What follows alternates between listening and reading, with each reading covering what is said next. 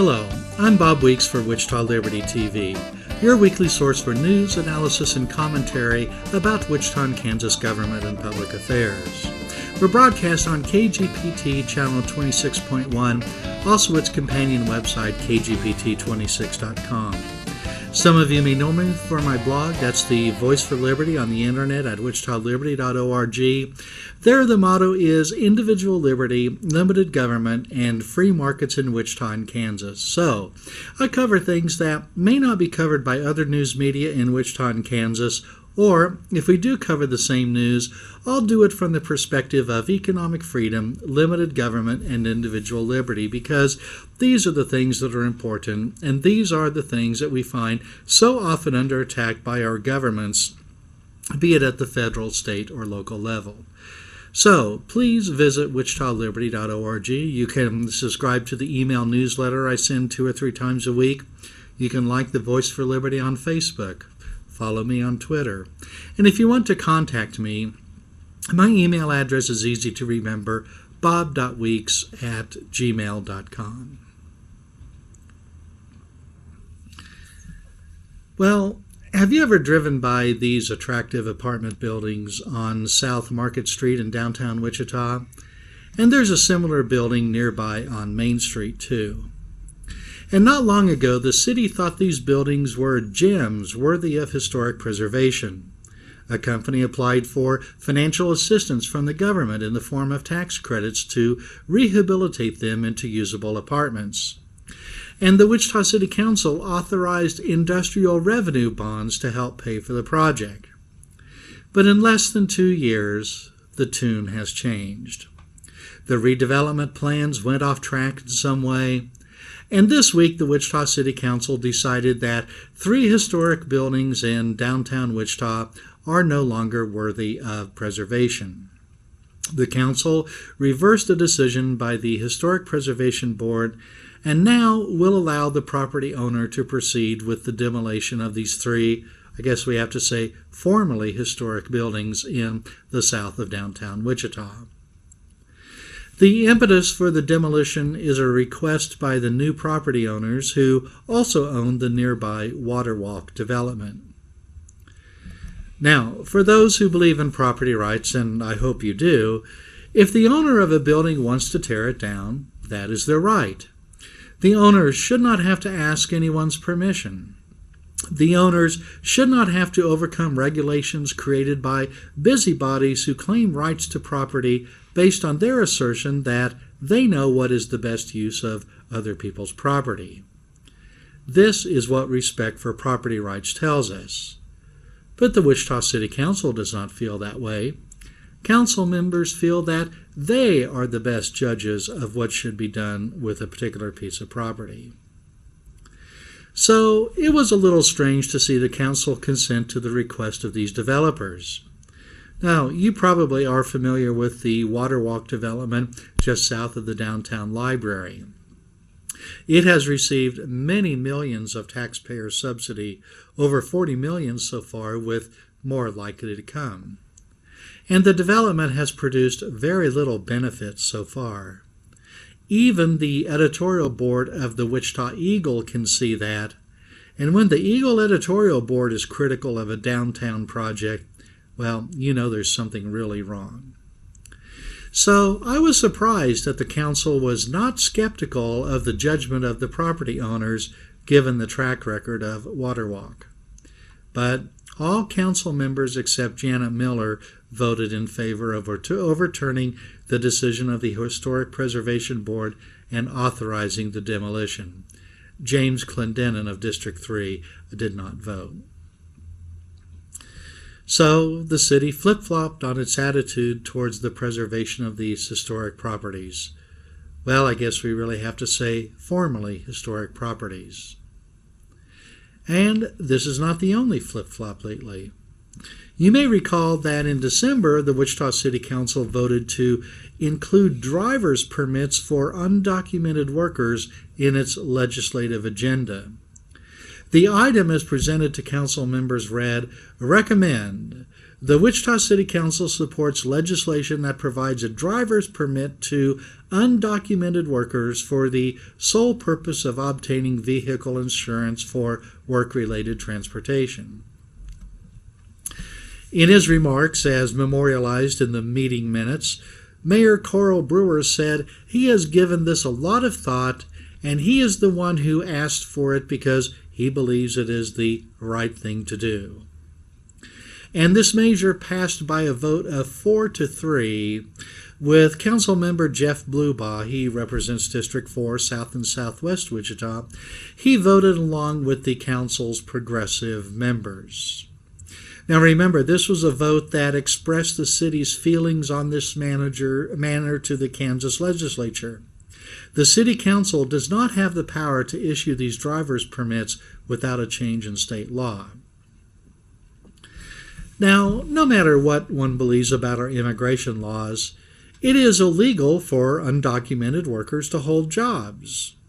Yet the city wanted to make it legal for them to drive to their illegal jobs. And this illustrates a problem with resolving our nation's issues with immigration. We've shown that we are not willing to enforce the laws we have. Here, the Wichita City Council takes steps to help illegal immigrants break our laws.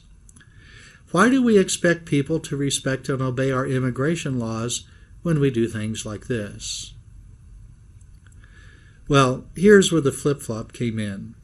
In December, Jeff Bluebaugh, remember City Council District 4, he's a Republican, and he voted along with the 3 Democratic council members to pass this measure. Now, fast forward a month to January, when Jeff Bluebaugh suddenly has a viable opponent appear to contest his bid for re-election. He had no opponent in December when he made the vote in favor of the driver's permits. So guess what? The City Council reconsiders the measure supporting the driver's permits for undocumented workers. And, no surprise here, Bluebaugh was the only council member to change his vote.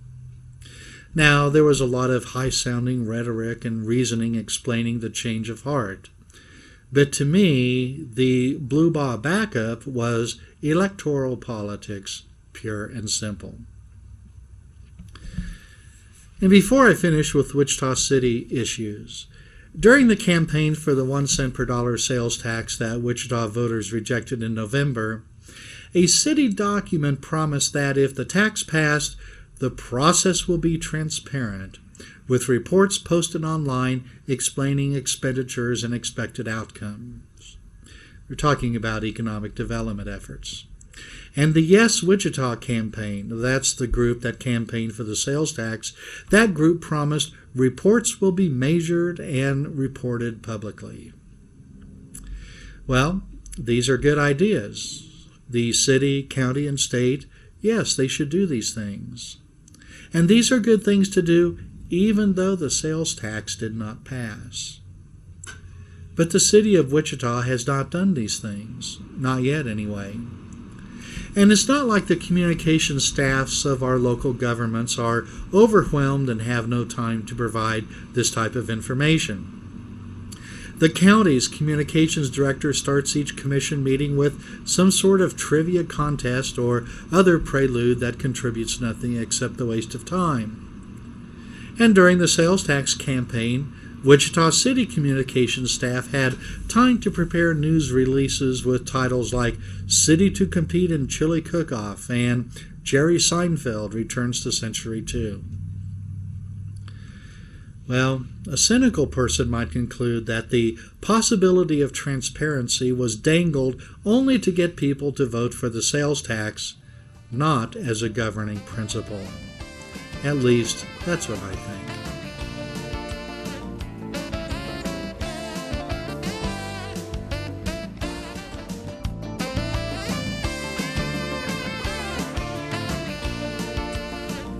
Welcome back to Wichita Liberty TV. I'm Bob Weeks. If you've been reading the news, you probably know that Kansas Governor Sam Brownback has proposed increasing sin taxes as a way to raise additional revenues so that government can keep spending instead of cutting spending. I say, As Kansas considers raising additional revenue by raising the tax on tobacco and alcohol, let's declare the end to governmental labeling of vice as sin and people as sinners. Smoking cigarettes and drinking alcohol are vices, not sins. Yes, I know that some religions may label these activities as sins and the people who engage in them as sinners, and that's fine for them to do. But these vices, they harm no one except the person practicing them. Yes, I know that some say that alcohol fuels aggression in some people and that leads to harm to others. And if they really believe that line of reasoning, they should call for the prohibition of alcohol rather than the state to profiting even more from its sale. And we have some experience with how well prohibitions work, which is not very well at all. But say, if smoking and drinking are sinful, what does it say about the state of Kansas profiting from these activities? And what about the state having an even greater rooting interest in smoking and drinking so that there is even more money for state coffers? You know, at one time, gambling was illegal in Kansas. It was a sin, we were told. But then the state found it could profit from gambling, first through the lottery and now through full-service casinos. But gambling itself is still illegal unless the state controls it and profits from it. What constitutes sin, it seems, is in the eye of the beholder, or should I say, profiteer. By the way, Kansas has a statewide ban on smoking in public places except for the state-owned casinos. So much for the state's contention that smoking and secondhand smoke are hazardous to health and leading a life without sin. And like the general sales tax, these special sales or excise taxes are regressive, falling hardest on those least able to pay. If we feel sorry for those who drink or smoke, how about this? Let's offer them a good word or a hand up, not a kick in the teeth in the name of propping up state spending. And by the way, many of those who may vote for these higher taxes may have signed a pledge to not raise taxes. I wonder if we can place a tax on violating a pledge made to voters. And speaking of the Kansas Legislature, do you know how much legislators want you to be able to follow and observe the proceedings of the House and Senate? Well, the answer is not very much. Currently, the proceedings of the Kansas Senate and House of Representatives are not available on video. The audio is broadcast on the internet, but it's live only. No archiving. You must listen live or figure out some way to record it on your own. And it's possible to do this, but it's beyond what most people are probably able or willing to do. And given the sometimes unpredictable schedule of the legislature, you cannot simply set a timer to start at a certain time each day. Now, video of the proceedings of the House and Senate would be great. Even better would be archived video where a person does not have to watch live. But these options for video are expensive.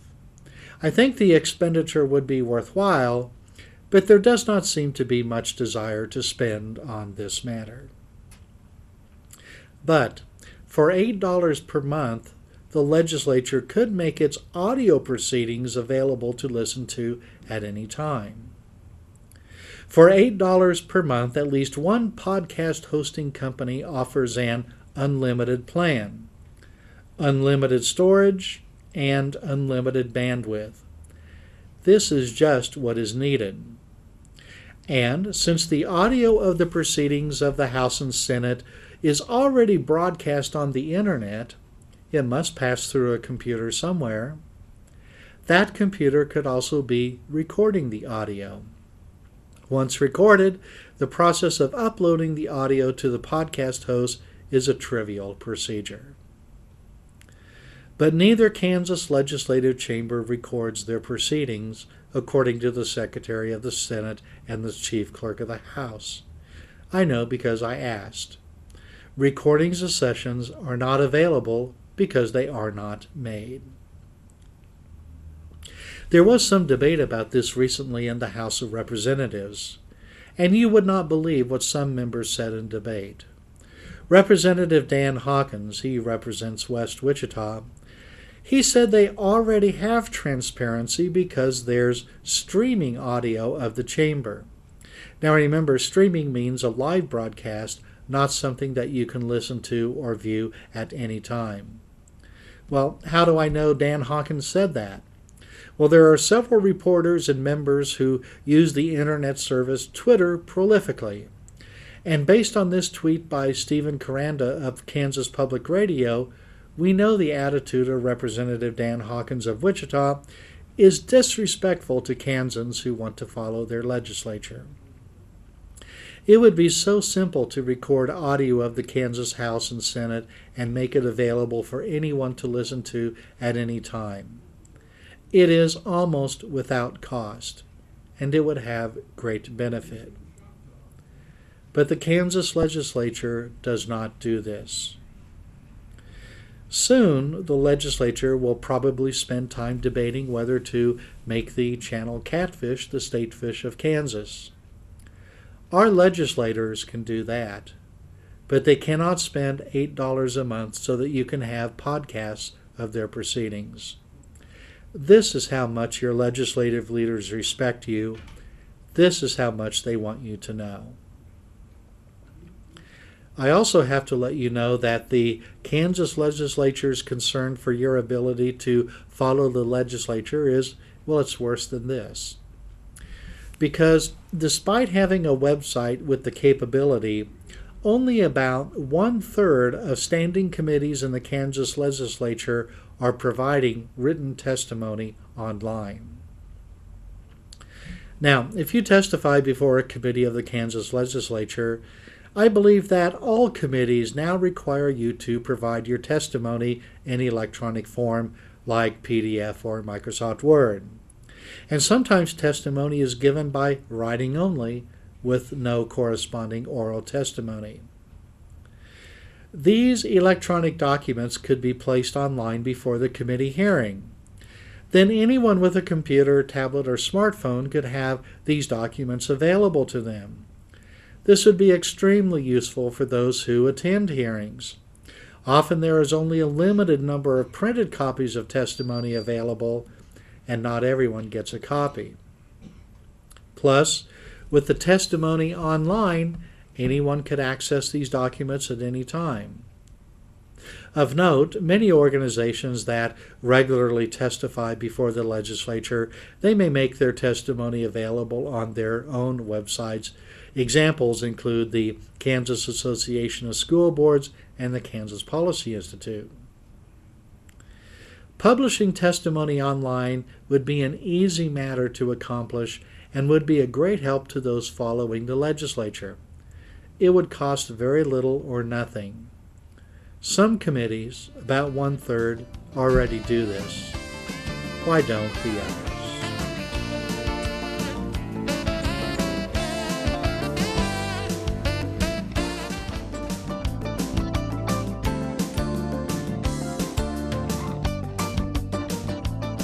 Welcome back to Wichita Liberty TV. I'm Bob Weeks. You may have noticed that there were not many new articles on wichitaliberty.org last week.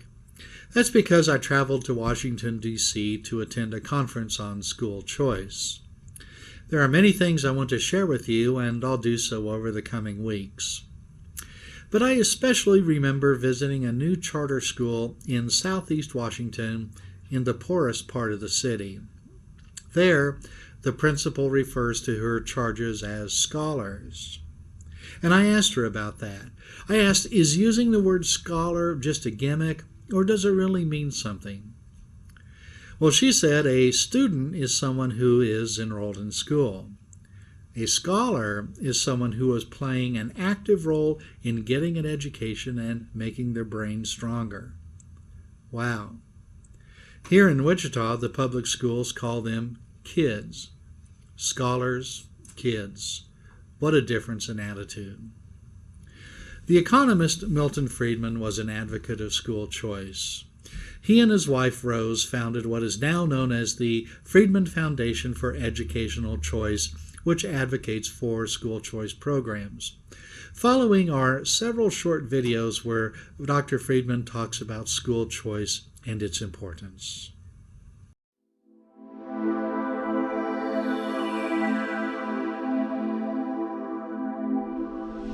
The full exercise of choice would invigorate the public school system, would improve it. Why? Competition always has that effect. If you have a single producer of anything, whether it's schooling or automobiles or electricity or telephone service, they tend to get into a monopoly position, and they tend to be very unresponsive to their consumers. If you have competition, if you see what happened when you deregulated and broke up the airline industry, or when you broke up the telephone industry. Competition tends to force improvement.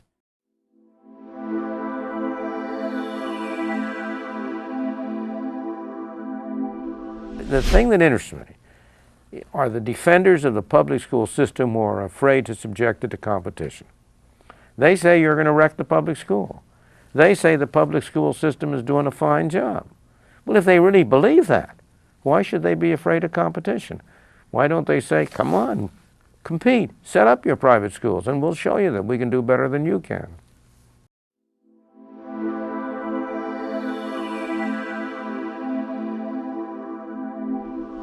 One of the things that worries me about what's going on in this country is that we are being driven toward a two-class society, the haves and the have-nots. The haves, those who are skilled, well-educated, able to command the technological jobs that are increasingly important in our society, are well-paid, have a high standard of living. The have-nots, the underclass, of people who now occupy our inner cities, who find it increasingly hard to get a job, who can't read, write, or do arithmetic. When they do get a job, it pays relatively little.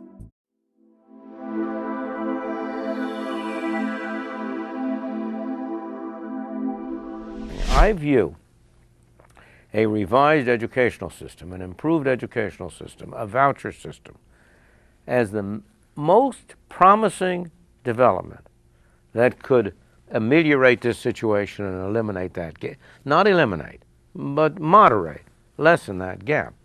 Because the main way in which you can benefit this lower class is by providing them with skills which will enable them to hold decent jobs, to get decent incomes.